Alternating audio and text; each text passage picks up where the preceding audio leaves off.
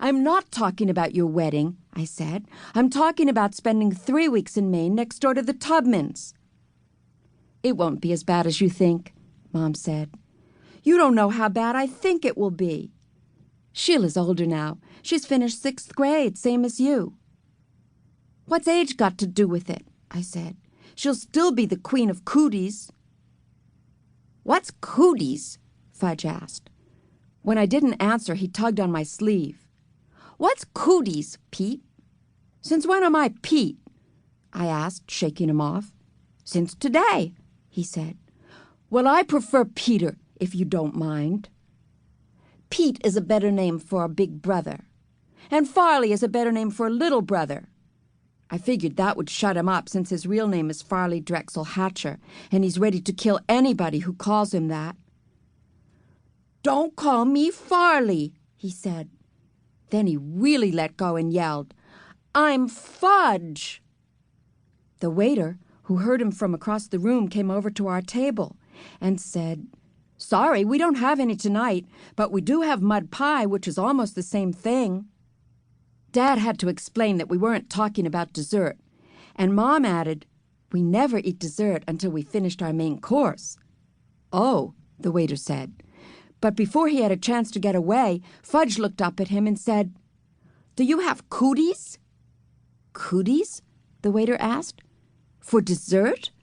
He looked confused, especially when Tootsie banged her spoon against the tray of her baby seat and sang, Cootie, cootie.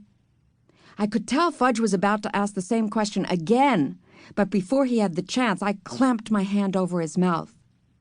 Then Dad told the waiter we didn't need anything else right now.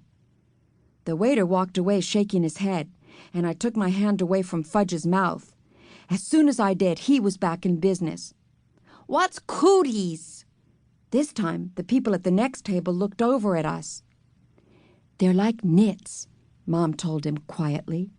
What's nits? Fudge asked. Head lice, Dad said, almost in a whisper. Head mice? Fudge asked. Not mice, turkey brain, I told him. Lice. Little creepy-crawly bugs that live in hair.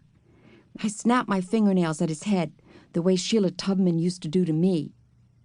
Fudge yelled, I don't want creepy-crawly bugs in my hair. Now everyone in the restaurant looked over at us. That's enough, Peter, Dad said. Well, he's the one who wanted to know. That's enough, Mom said. It came out sounding like enough, which got Tootsie going. Ee! Tootsie shrieked, banging her spoon. This is the way it's going to be all summer, I thought, only worse. So I put down my taco and said, Maybe I should go to camp in August. Dad got this really serious look on his face. We don't have the money this year, Peter. We wouldn't be going away at all if it weren't for Grandma, who's paying more than her share. But if you want, you can bring a friend, Mom said. A friend? I asked. You mean like Jimmy Fargo? They both nodded. Jimmy is my best friend in New York. We've always wanted to spend the summer together. What about me? Fudge asked. Can I bring a friend too? I held my breath. You'll find a friend in Maine, Mom told him. Suppose I don't? Fudge asked. You're getting married, I reminded him. Does that mean I don't get a friend? Fudge asked. Of course not, Mom told him. I'm married and I have friends. Daddy's married and he has friends. What about Uncle Feather? I said. Uncle Feather is Fudge's mynah bird. He's your friend, isn't he? I can't play with Uncle Feather, Fudge said. He's not that kind of friend, and I can't marry him either. If he was a girl bird, it would be different. People don't marry birds, I told him. Some people do.